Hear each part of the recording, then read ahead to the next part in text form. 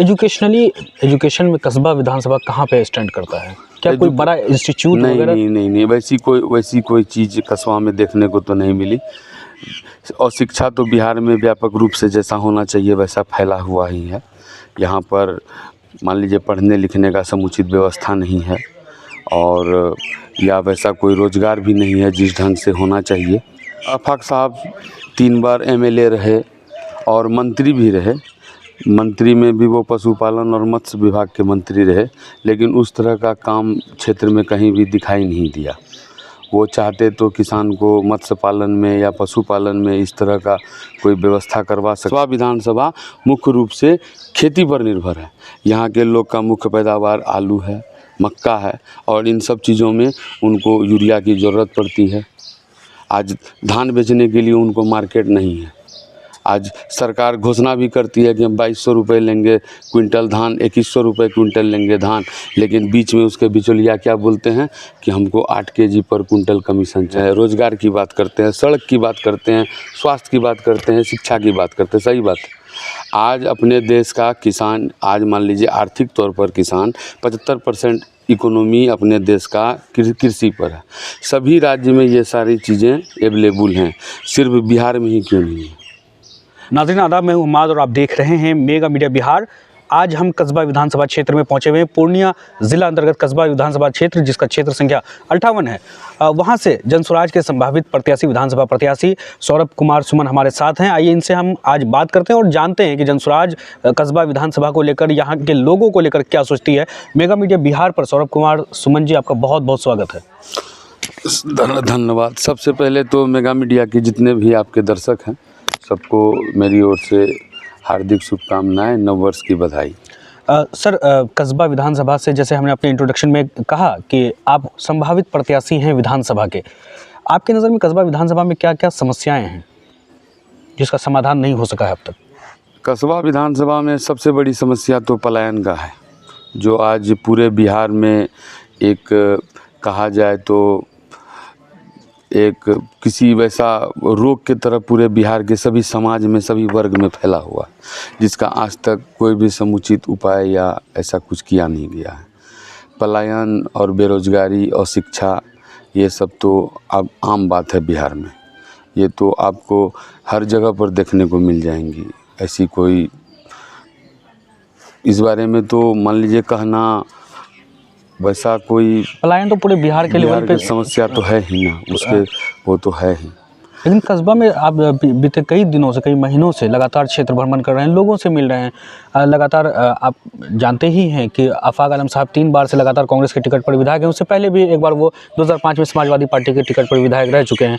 लोगों का क्या कंसर्न है? क्या लोग अपनी समस्याएं बता रहे हैं? क्या उनकी मांग पूरी नहीं हो सकी अब तक? जिस तरह से आफाक साहब 3 बार MLA रहे और मंत्री भी रहे। मंत्री में भी वो पशुपालन और मत्स्य विभाग के मंत्री रहे, लेकिन उस तरह का काम क्षेत्र में कहीं भी दिखाई नहीं दिया। वो चाहते तो किसान को मत्स्य पालन में या पशुपालन में इस तरह का कोई व्यवस्था करवा सकते थे, वैसा कुछ हुआ नहीं है, जिसके कारण और बेरोजगारी या आप कह रहे हैं पलायन, उस तरह से कोई भी चीज़ पर रोक नहीं लग सका है। एजुकेशन में कस्बा विधानसभा कहाँ पे स्टैंड करता है? क्या कोई बड़ा इंस्टीट्यूट वगैरह? नहीं, वैसी कोई चीज़ कस्बा में देखने को तो नहीं मिली। और शिक्षा तो बिहार में व्यापक रूप से जैसा होना चाहिए वैसा फैला हुआ ही है। यहाँ पर मान लीजिए पढ़ने लिखने का समुचित व्यवस्था नहीं है, और या वैसा कोई रोज़गार भी नहीं है जिस ढंग से होना चाहिए, और सभी सिर्फ कागज़ पे खाना पूर्ति वगैरह किया जाता है। जो वो तो आप लोग को हमसे बढ़िया, आप लोग क्षेत्र में घूमते हैं, आप लोग को भी इस चीज़ का अनुभव रहता ही है। कोसी और सीमांचल का जो है मेडिकल हब पूर्णिया को कहा जाता है।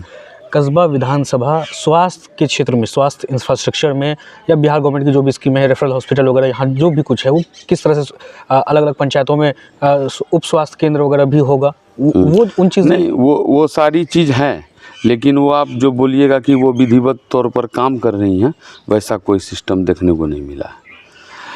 अस्पताल हैं, सब जहाँ जहाँ भी उप स्वास्थ्य केंद्र है या स्वास्थ्य केंद्र है या रेफरल हॉस्पिटल कस्बा में है, वो सारी चीज़ वहाँ पे वो सारी सुविधाएं उपलब्ध मुहैया नहीं है। आज पूरा कस्बा विधानसभा पूर्णिया स्वास्थ्य के लिए पूर्णिया लाइन बाज़ार पर आधारित है, उसी पर निर्भर है, उसी पर रहना है उसको।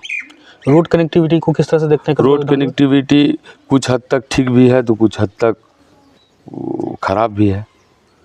जैसे कस्बा विधानसभा एक बहुत बड़ा क्षेत्र है। जैसे पूरब में आप कस्बा ले सकते हैं तो पश्चिम में आप चंपानगर तक ले सकते हैं, तो डायरेक्ट कनेक्शन नहीं है किसी भी सड़क का उस बीच में। PWD की सड़कें यहाँ बनी हैं? हाँ बनी हैं, कुछ जगह पर बढ़िया बनी हैं, कुछ जगह पर अभी भी हैं, चलने के लायक भी नहीं है। अगर आप विधानसभा प्रत्याशी हैं, क्योंकि आप लोगों के बीच भी जा रहे हैं, लोगों के बीच सौरभ कुमार सुमन अपने किस विज़न को रख रहे हैं? आप किस तरह से कस्बा विधानसभा का क्षेत्र, जो कस्बा विधानसभा क्षेत्र है, उसका विकास आप किस नज़रिए से देखते हैं? आप किस तरह से करेंगे? सबसे पहली बात तो कि बिहार से पलायन को रोकना होगा। हमारे जैसे सूत्रधार जी का कहना है, प्रशांत किशोर जी का, कि हम जो अगले बार छठ में यदि हमारी सरकार बनती है तो हम 10,000 का रोज़गार सभी बेरोज़गारों को यहीं पे मुहैया करवाएंगे। तो ये एक बहुत बड़ी बात है, ठीक। तो अब जैसे देखा जाता है कि यहाँ पे मान लीजिए क्या कि प्रखंड लेवल पे हो या पंचायत लेवल पे हो या मुखिया के द्वारा हो या कहीं भी हो, करप्शन व्यापक तौर पे फैला हुआ है। कोई ऐसा क्षेत्र नहीं है जिस पे भ्रष्टाचार नहीं है। किसी भी चीज़ में, चाहे आप दाखिल खारिज में चले जाइए या कोर्ट कचहरी के मामले पे चले जाइए या थाना पे चले जाइए, ये सब चीज़ पे व्यापक रूप से फैला हुआ है भ्रष्टाचार। तो हमारी यदि सरकार बनती है या हम सत्ता में आते हैं तो हम लोग की सबसे पहले प्राथमिकता होगी कि इस सब चीज़ों को वहाँ से धीरे धीरे इस सब चीज़ों को वहाँ से ख़त्म किया जाए। जिस तरह से एक क्या बोले कि राम राज्य जिस तरह से एक स्थापित होना चाहिए, वैसा हम लोग का ये है विचार है कि उस तरह से बिहार को देखा जाए। क्या जैसे हम जानते हैं कि आपके प्रशांत किशोर, जो आप जनस्वराज पार्टी के सूत्रधार हैं, वो लगातार कहते हैं कि अलग अलग स्कीम है उनके पास, जो बिहार को लेकर के आपने 10,000 तक के रोज़गार की बात कही, और भी चीज़ें हैं। कस्बा विधानसभा के लिए जैसे आपने कहा कि वो सारी चीज़ें अगर यहाँ भी इम्प्लीमेंट हो जाए तो यहाँ का भी, इस क्षेत्र का भी विकास हो सकता है।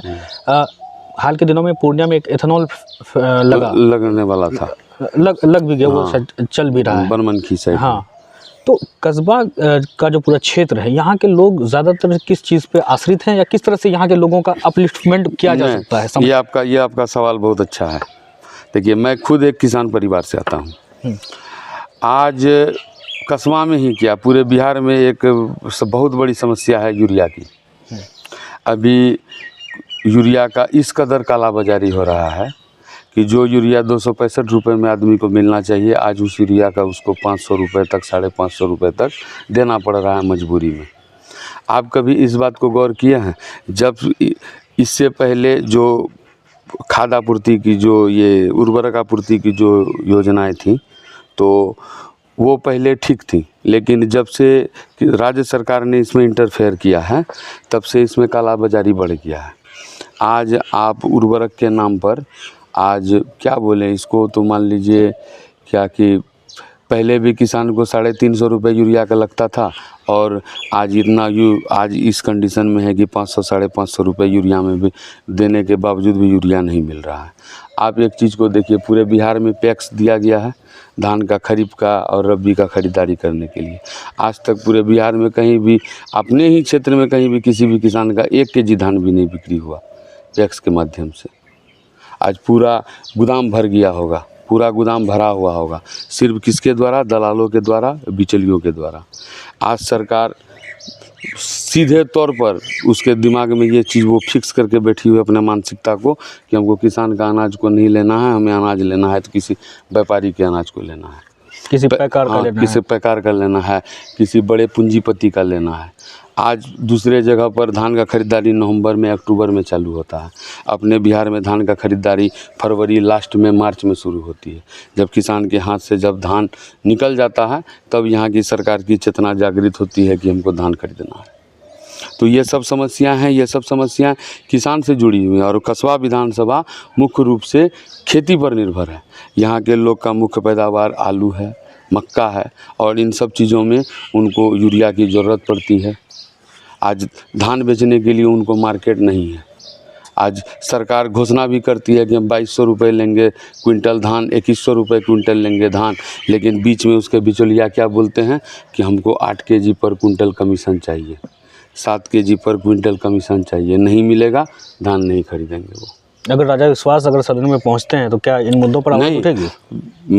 मैं सदन में पहुंचूं या ना पहुंचूं ये अलग बात है, लेकिन मुद्दा ये होना चाहिए कि आज आप देखिए, आप बेरोज़गारी बात दूर करने की बात करते हैं, रोज़गार की बात करते हैं, सड़क की बात करते हैं, स्वास्थ्य की बात करते हैं, शिक्षा की बात करते हैं, सही बात है। आज अपने देश का किसान, आज मान लीजिए आर्थिक तौर पर किसान 75% इकोनॉमी अपने देश का कृषि पर है। सभी राज्य में ये सारी चीज़ें अवेलेबल हैं, सिर्फ बिहार में ही क्यों नहीं है? बिहार में नहीं होने का रीज़न है यहाँ के सरकार का जो चेतना है वो सुस्त हो चुका है। वो सो चुके हैं, मानसिक तौर पर सो चुके हैं। यहाँ बिहार सरकार सो चुका। आज तक हम तकरीबन 20-25 साल से खेती कर रहे हैं, हम एक बार अभी तक में धान बेचे हैं पैक्स में। और मेरे जैसे आप किसी भी किसान से, इस पूर्णिया में, अररिया में, सीमांचल में किसी भी किसान से पूछ लीजिएगा, वो भी आपको यही बताएगा। हाँ, कुंटल में 7 किलो 8 किलो आपको कमीशन देना पड़ता है। 1 क्विंटल धान बेचने में 8 केजी आपको देना पड़ेगा, तब आपका धान बिकेगा। किसको बोलिएगा आप? एग्रीकल्चर के डीएम को जाता है कमीशन, सभी को जाता है डीएम। 1 केजी ये लेंगे, 1 केजी वो लेंगे, 1 केजी वो लेंगे, 1 केजी वो लेंगे, तब आपका धान बिकता है। उस पर भी समय पर नहीं। तो ये सब जो समस्या है, तो ये सब समस्या का निदान जन स्वराज के आने के बाद ही होगा। प्रशांत किशोर और जन स्वराज जो है पार्टी, अगर कलेक्टिवली देखें तो क्या विज़न है? बिहार को किस रास्ते ये लोग ले जाना चाहते हैं? किस तरह से आप लोग आगे बढ़ाना चाहते हैं? देखिए, हम ऐसे भी अपने मीटिंग में भी ये बात बोलते हैं, आप कभी इस चीज़ को गौर कीजिएगा कि बिहार में डेवलपमेंट के नाम पे जितने भी सरकारें आई, चाहे वो केंद्र की हों या राज्य की हों, डेवलपमेंट के नाम पे बिहार में सिर्फ सड़क, रेलवे, पुल, यही सब चीज़ बना है। आप भी इस चीज़ को देखे होंगे। जानते हैं इसका सिर्फ और सिर्फ एक रीज़न है कि बिहार को सिर्फ और सिर्फ लेबर फैक्ट्री बनाना है। दूसरे स्टेट से, दिल्ली से हो या गुजरात से हो या तमिलनाडु से हो या केरल से हो, कहीं से भी हो, तो उसका सिर्फ और सिर्फ एक उद्देश्य है कि जिस लेबर को जाने में बिहार से या अररिया से या पूर्णिया से दिल्ली जाने में 3 दिन लगता है, तो उस लेबर को 1 दिन लगे यहाँ से दिल्ली पहुँचने में। इसके अलावा बिहार में आप किसी भी चीज़ को देख लीजिए, कोई भी वैसा वर्क नहीं हुआ है बिहार के अंदर में जिस वर्क से यहाँ के आदमी को रोज़गार मिले। सरकार तो करी नहीं, हम तो बिजनेस लाने के लिए इंफ्रास्ट्रक्चर बढ़ा रहे हैं आप, लेकिन ये सौरभ सुमन तो सीधे कह रहे हैं कि नहीं, यहाँ से मजदूरों को आसानी से पहुँचाने। एकदम ये बात क्लियर है, ये बात क्लियर है। आप खुद पढ़े लिखे हुए हैं, आप खुद नज़र दौड़ा के देख लीजिए। पहले लेबर को गाड़ी पकड़ने के लिए कटिहार जाना पड़ता था, अब लेबर को गाड़ी पकड़ता पड़ता है पूर्णिया जंक्शन में, पूर्णिया कोर्ट में, फारबिसगंज में, अररिया में। क्यों? आप सुविधा नहीं दे रहे हो, सुविधा दे रहे हो लेबर को ले जाने के लिए। हमको सड़क, बिजली नहीं, आप खुद चाहिए। आप एक बात बताइए, अपने देश का टेक्नोलॉजी, दुनिया में चांद पर सबसे कम खर्च में अंतरिक्ष यान पहुंचाने का रिकॉर्ड है। क्या उस देश के पास टेक्नोलॉजी न है बिहार का बाढ़ को प्रभावित, बाढ़ का समस्या को निदान करने का? लेकिन इस सब चीज़ पे कोई भी ध्यान नहीं देगा। आपके क्षेत्र में बाढ़ है? हाँ है जी, कसबा विधानसभा में पूरब में बाढ़ रहता है। आपके नज़रिए से किस तरह से इसका निदान किया जा सकता है? देखिए, सबसे पहली बात तो क्या है, बिहार में जो 3 तरह का जो परिवेश है, बाढ़ है, सुखाड़ बाढ़ है, सुखाड़ है और रंगदार है। बिहार में 3 परिवेश है, बाढ़, सुखाड़ और रंगदार। दक्षिण रंगदार हम नहीं जानते। हाँ, रंगदार नहीं जानते थे, अब उसका कंडीशन बताते हैं आपको। उत्तरी बिहार बाढ़ प्रभावित, दक्षिणी बिहार सुखाड़ प्रभावित, मध्य बिहार रंगदार प्रभावित। यह सच्चाई है बिहार की। आप इस चीज़ को कितना भी कोशिश कर लें, और यही इसका मेन सिस्टम है। आप एक जगह बिना पानी का बिहार तरस रहा है, दूसरे जगह पानी से तरस रहा है। आप जल जीवन हरियाली योजना आया राज्य सरकार का, नल जल योजना, नल जल योजना आया, जल जीवन हरियाली तो हाँ, पोखर वाला है। पोखर वाला योजना आया। हाँ।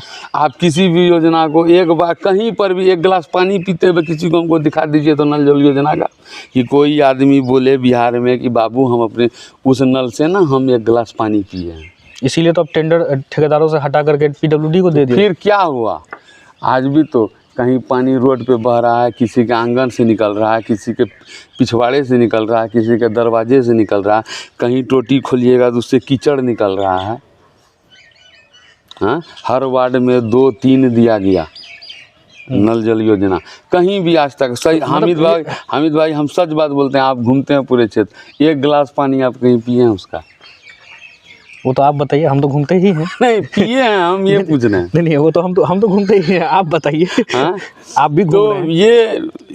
ये सारी चीज़ हमको नहीं चाहिए। अच्छा, जनसुराज की जीत को लेकर के कस्बा विधानसभा, चूँकि आप कस्बा विधानसभा के संभावित प्रत्याशी हैं, कस्बा विधानसभा में आप कितने आश्वस्त हैं? देखिए, आश्वस्त है तो पूरा, यदि हम लोग का तन मन इच्छा है कि इस बार 2025 में हम लोग राज्य में जनसुराज की सरकार बनाएं। हम लोग पूरे तौर पर जितने भी जनसुराजी हैं पूरे बिहार के, हम लोगों की ये इच्छा है कि 2025 में हमारे जनसुराज की सरकार बिहार में बने और बनेगी। क्योंकि यहाँ के जो जनता हैं, आम पब्लिक हैं, आपके जैसे, इनके जैसे, ये सब अब त्रस्त हो चुके हैं। आप बताइए कि सिर्फ और सिर्फ घुमा फिरा के एक ही चीज़ को देखा जाता है, जातिवाद, संप्रदायवाद, डेवलपमेंट का कहीं कोई वर्क नहीं। सारा समीकरण तो उसी पे चल रहा है राजनीति। भैया एक बात बताइए, समीकरण चल रहा है तो हम जाति लेके क्या करेंगे? क्या करेंगे? आप खुद इस चीज़ को बताइए, क्या करेंगे? तो आपको क्या लगता है कि डेवलपमेंट नहीं हुआ है? डेवलपमेंट हुआ है ना, सड़क बना है। हम कहाँ कर रहे हैं? डेवलपमेंट हुआ है, सड़क बना है, रेलवे बना है, प्लेटफॉर्म बना है, ब्रिज बना है। वो क्यों बना है? सिर्फ और सिर्फ बना है लेबर को यहाँ से ट्रांसपोर्ट करने के लिए।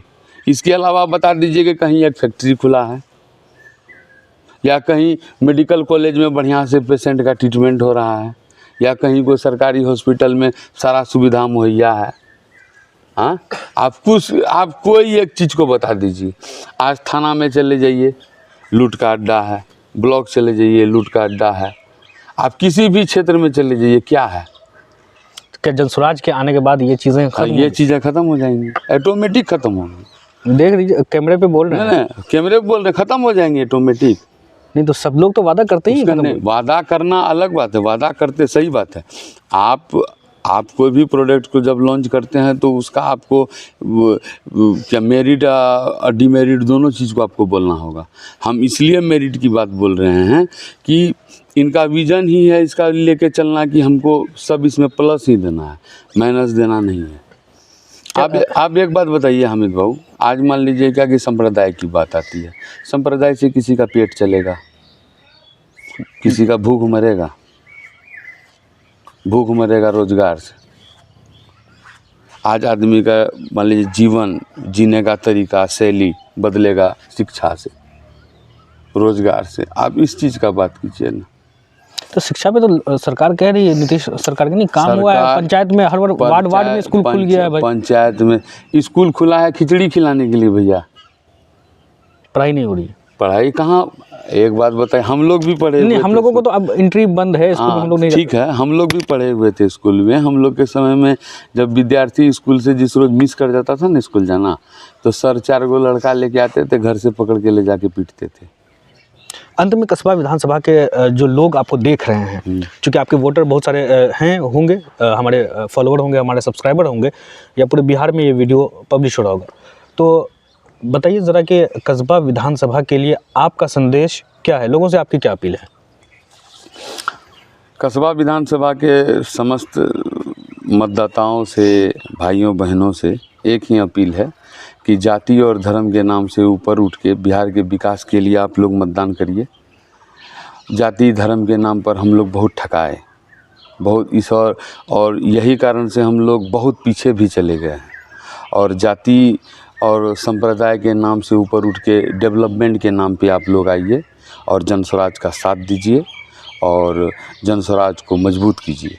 इससे आप लोग का भविष्य, आप लोग का तो, हम लोग का तो भविष्य जो था हो, लेकिन कम से कम हम लोग अपने बच्चों का भविष्य को सुधारें, इसकी हम कामना करते हैं आप लोग से, और आशा रखते हैं कि आप लोग जन स्वराज का साथ देंगे और अच्छा तरीके से देंगे। चलिए सौरभ सुमन जी, आपने अपना समय दिया।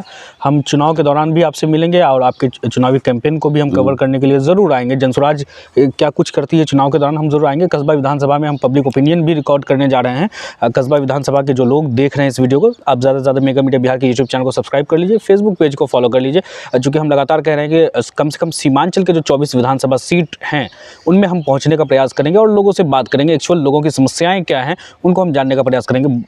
आपका बहुत बहुत शुक्रिया कि आपने अपना कीमती समय दिया। बहुत बहुत शुक्रिया।